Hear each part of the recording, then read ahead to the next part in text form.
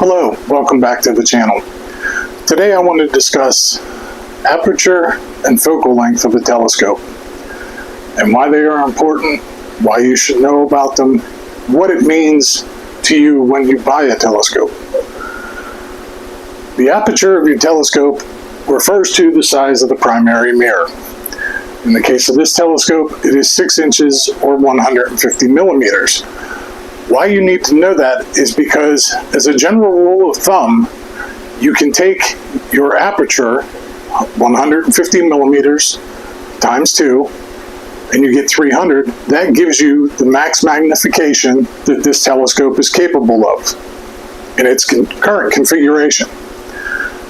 The manufacturer of this particular telescope has it listed as 295 times power.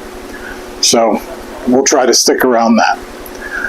Your focal length is actually the distance between your primary mirror to the point where the light reaches focus. Now, that is important because you can figure out what size of eyepiece you can use in this telescope, and by size I'm referring to the focal length of the eyepiece.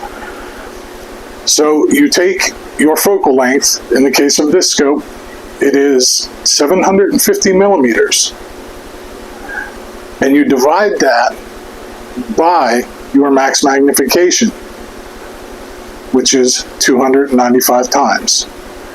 This gives you around a 2.5 millimeter focal length for your eyepiece.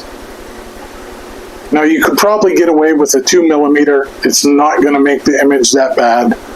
It's not going to make that much of a difference, but they really say to try not to do that because you will overextend the capabilities of the scope.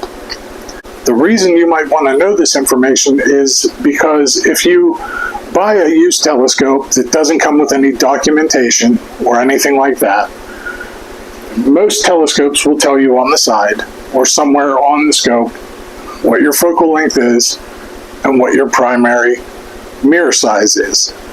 In the case of this scope, it tells you everything right here.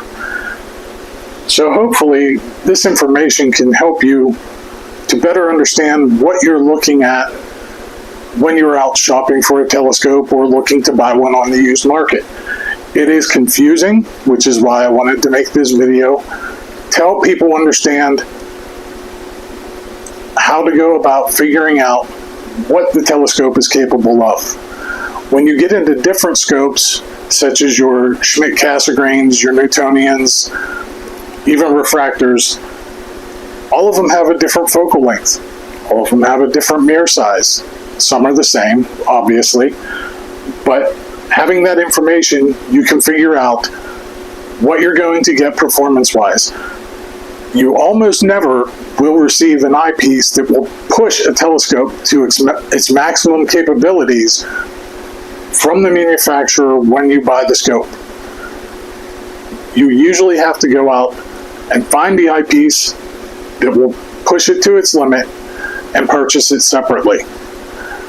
With the information that I've just given you, now you can figure out what you need to get in order to get the closest possible views you can get to the objects you're looking at. If you like this video and it has been helpful, please be sure to like and subscribe. Don't forget to hit the bell to make sure that you receive notifications every time I put out a new video. For now, have a wonderful day, and thanks for watching.